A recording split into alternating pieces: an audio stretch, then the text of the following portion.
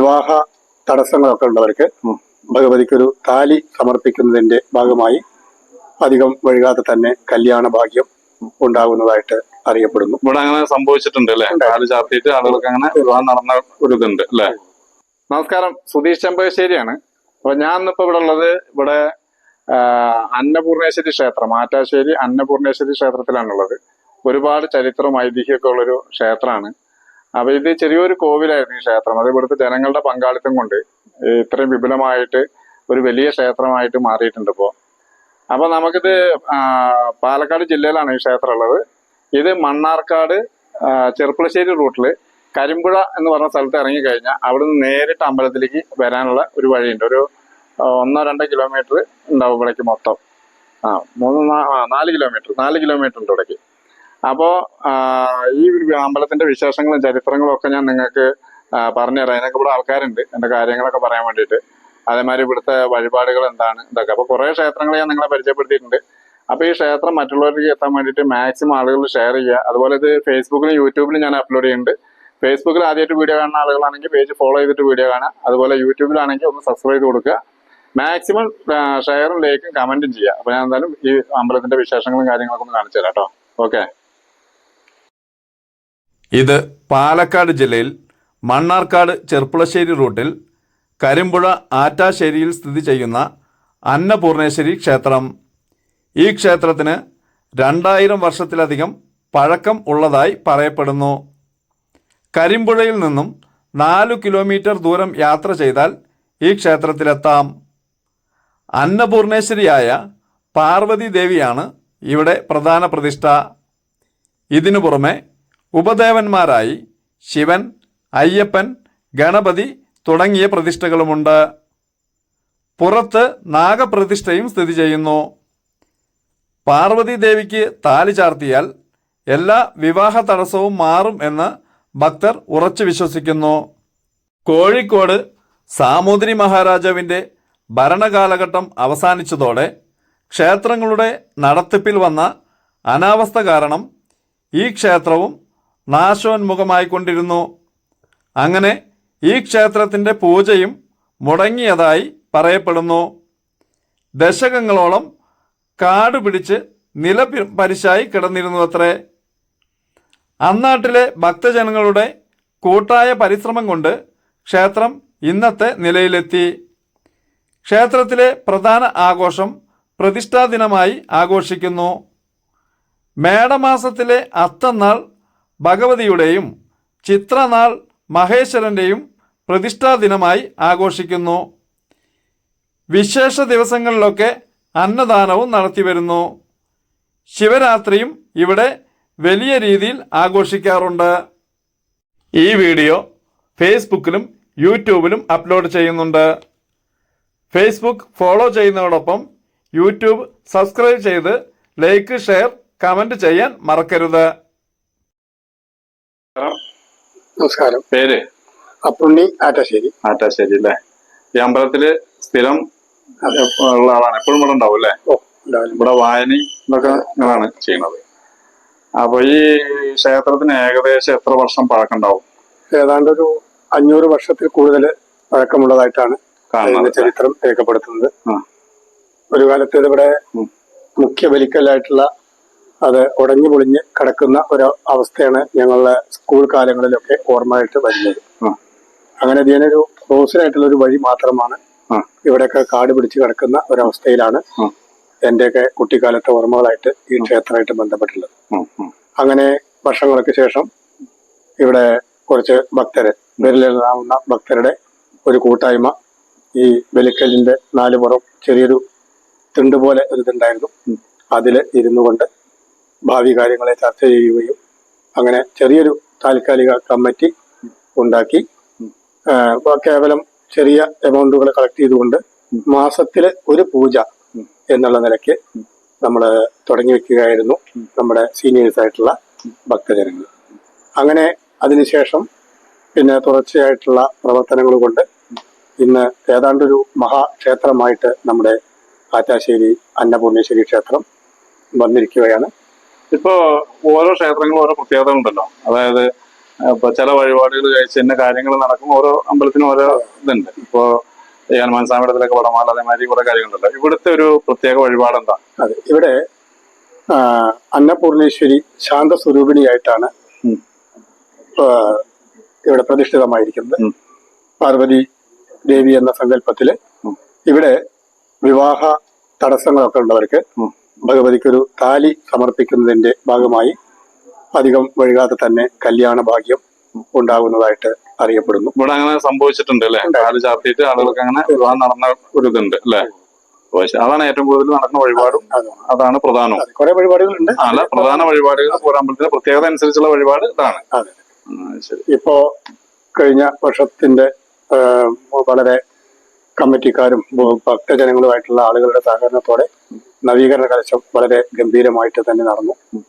2 വർഷം മുമ്പ് നടക്കേണ്ടതായിരുന്നു. എങ്കിലും ചില സാമ്പത്തിക മറ്റ് ബുദ്ധിമുട്ടുകളും നമ്മുടെ കോവിഡ് തുടങ്ങിയിട്ടുള്ള രോഗ കാരണങ്ങളെല്ലാം കുറച്ച് നീണ്ടു വന്നു. എന്നാലും ഈ വർഷത്തോടുകൂടെ നവീകരണ കലശം വളരെ ഗംഭീരമായി തന്നെ നടത്താൻ കഴിഞ്ഞു എന്നുള്ളതാണ്. അതുപോലെ ഇവിടെ ഈ ഉപദേവന്മാരായിട്ട് ആരൊക്കെ ഉള്ളത്? ഇവിടെ ഉപദേവന്മാരായിട്ട് മുഖ്യ ദേവനായിട്ട് ശിവൻ ആണ് പ്രതിഷ്ഠിതമായിരിക്കുന്നത്. പണ്ട് കാലത്ത് അത് ഈ ക്ഷേത്രത്തിന്റെ ഉള്ളിൽ തന്നെയായിരുന്നു. പിന്നെ ചില നമ്മുടെ ജ്യോതിഷപരമായിട്ടുള്ള സങ്കല്പങ്ങളിലൂടെയൊക്കെ ഭാഗമായിട്ട് ആ ശിവപ്രതിഷ്ഠ പുറത്തേക്ക് മുഖ്യ പ്രതിഷ്ഠയുടെ ഉപദേവനായിട്ട് ശിവനും, അതുപോലെ ഇവിടെ വന്ന് നാഗങ്ങളും, അതുപോലെ ഉള്ളില് പറ്റ് ഗണപതിയും, അങ്ങനെ അയ്യപ്പസ്വാമിയും എല്ലാം ഇവിടെ പ്രതിഷ്ഠിതമായിട്ടിരിക്കുകയാണ്. പേര് രാജേഷ്. ഇവിടെ അടുത്തന്നെ വീട്? ഇവിടെ അടുത്തന്നെ വീട്. സ്ഥിരം ഈ അമ്പലത്തിൽ വരുമോ? സ്ഥിരം അമ്പലത്തിൽ ആളാണ്. ഇവിടെ അങ്ങനെ വന്ന ഈ അമ്പലത്തിൽ ഇപ്പൊ കുറെ ആളുകൾക്ക് കുറെ അനുഭവങ്ങളും കാര്യങ്ങളൊക്കെ ഉണ്ടായിട്ടുണ്ടാവുമല്ലോ. അപ്പൊ നമുക്ക് പേഴ്സണലായിട്ട് എന്താ എന്തെങ്കിലും തരത്തിലുള്ള അനുഭവങ്ങൾ ഉണ്ടായിട്ടുള്ള ഒരു നമ്മള് കുളിച്ച് തൊഴുത് പ്രാർത്ഥിച്ചു കഴിഞ്ഞാൽ നമുക്ക് ഭക്തർക്ക് ഒരു ബുദ്ധിമുട്ടും ഇല്ലാണ്ട് കാത്തുകൊള്ളുന്നതാണ് ഭഗവതിരെ ഇത്. നമസ്കാരം. പേര് ജയൻ. ഇവിടെ അടുത്ത് തന്നെയാണോ? ഇവിടെ അടുത്ത് തന്നെയാണ്, ആറ്റാശ്ശേരിയാണ്. എന്താ പറയാ അമ്പലത്തെ കുറിച്ച്? അമ്പലത്തെ കുറിച്ച് നമുക്കിപ്പോ കാരണന്മാരായിട്ട് പറഞ്ഞു കേട്ട കുറെ വിവരങ്ങളാണ് അറിയുന്നത്. പിന്നെ അച്ഛനായിട്ടൊക്കെ പറയുന്ന കേട്ടിട്ടുണ്ട്.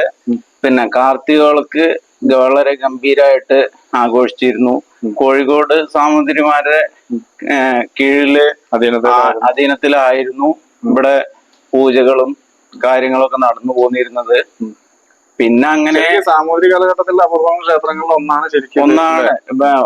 പിന്നെ പണ്ട് കാലത്ത് വളരെ പേരും പ്രശസ്തിയുള്ള ഒരു അമ്പലങ്ങളിൽ ഒരു അമ്പലമായിരുന്നു എന്നാണ് പഴയ കാരണന്മാര് പറഞ്ഞിട്ടുള്ളത്. പിന്നെ കുറെ കാലങ്ങളായി പിന്നെ അവർക്കൊക്കെ ഈ ഓരോരോ പ്രശ്നങ്ങൾ എന്താന്നുള്ളത് കറക്റ്റ് ആയിട്ട് നമ്മൾ പുതിയ തലമുറയതും കൊണ്ട് ഇപ്പൊ അത്രയൊക്കെ അറിയുള്ളൂ. അങ്ങനെ ഇട്ട് വീണു. പിന്നെ പൂജയും കാര്യങ്ങളൊക്കെ മുടങ്ങി. അങ്ങനെ അത് നോക്കാൻ ആളില്ലാതെ അവസ്ഥയായി കഴിഞ്ഞാൽ എവിടെ അങ്ങനെയാണല്ലോ. പിന്നെ നമ്മള് വീടായാലും അതാണ് അവസ്ഥ. അങ്ങനെ പൊളിഞ്ഞ് പിന്നെ അങ്ങനെ ഒക്കെ ശ്രീകോവിലടക്കം നാലമ്പലടക്കം ഒക്കെ പൊളിഞ്ഞു കിടക്കുന്നത് നമ്മൾ കണ്ടിട്ടുണ്ട്. ഇപ്പൊ നാലമ്പലത്തിന്റെ ഉള്ളിൽ കൂടെയും പിന്നെ ശ്രീകോവിലിന്റെ ഉള്ളിലായാലും ഈ കോളാമ്പി മഞ്ഞ കളറുള്ള കോളാമ്പി മരങ്ങള് നിറയെ കാട് പിടിച്ച് കിടന്നിരുന്നു. പിന്നെ ഇവിടുന്ന് ഇങ്ങനെയാണ് റോഡ്, ഇതിന്റെ ഉള്ളിൽ കൂടെ കയറിയിട്ടാ പോയിരുന്നത്. അതൊക്കെ എനിക്ക് ഓർമ്മയുണ്ട്. അങ്ങനെ പിന്നെ ഇവിടുത്തെ പഴയ കുറച്ച് ആളുകൾ ഇറങ്ങിയിട്ടാണ് ദേവപ്രശ്നം കാര്യങ്ങളും വെച്ച് ശ്രീകോവിലൊന്ന് വാർത്തിട്ടത്. എന്നിട്ട് പിന്നെ അത് അങ്ങനെ കുറച്ചു കാലം അങ്ങനെ കടന്നു. എന്നിട്ട് പിന്നെ പുതിയൊരു തലമുറ ഒന്നും കൂടെയും പിന്നെ ഇറങ്ങിയിട്ടാണ് പിന്നെ ഈ പ്രവർത്തക സമിതി എന്നൊരു പേരില് ഒരു കമ്മിറ്റിയൊക്കെ രൂപീകരിച്ച് പിന്നെ എല്ലാ വ്യാഴാഴ്ചകളും വൈകുന്നേരത്ത് ആയിരുന്നു ആ കമ്മിറ്റി ഉണ്ടായിരുന്നത്.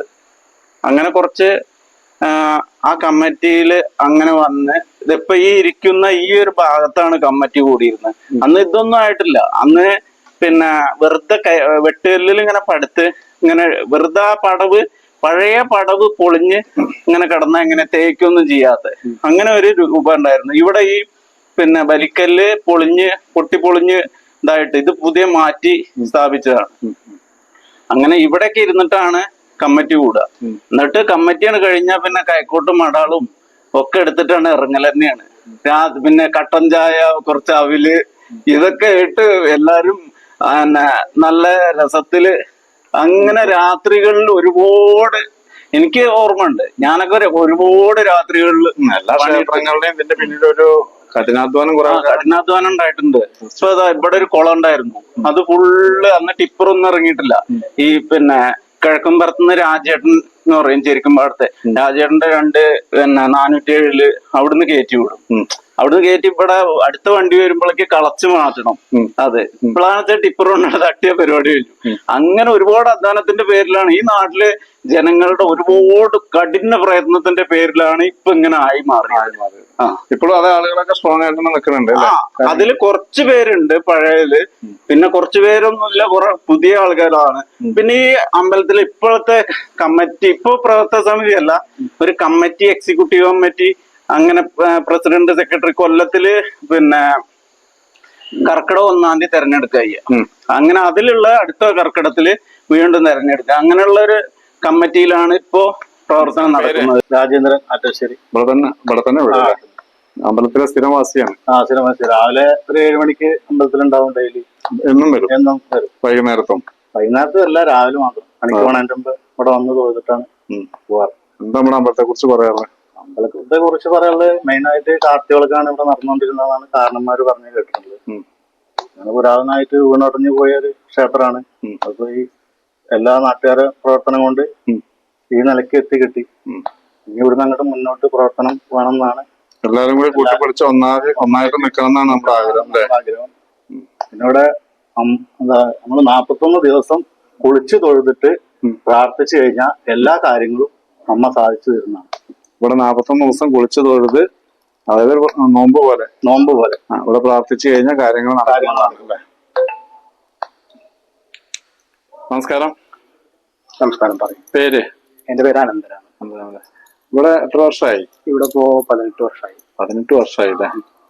രാവിലെ വൈകുന്നേരത്തും പൂജ ഉണ്ട് അല്ലേ? രാവിലെ 6 മണി മുതൽ 9:30 വരെ, വൈകുന്നേരത്ത് 6 മണി മുതൽ 7 വരെ. അപ്പൊ 18 വർഷമൊക്കെ ആകുമ്പോ അമ്പലത്തെ കുറിച്ച് കുറെ കാര്യങ്ങൾ പറയാനുണ്ടാവും.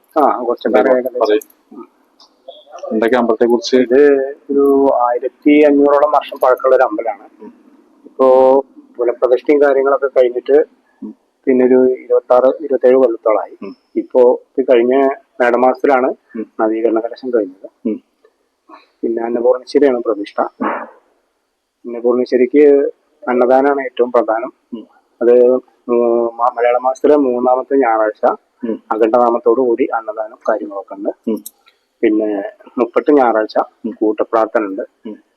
പിന്നെ വൃശ്ചികത്തിലെ കാർത്തികകളൊക്കെ, പിന്നെ ഭഗവതിക്ക് പിന്നെ സംഹാരം, അങ്ങനത്തെ പൂജകളൊക്കെ ഉണ്ട്.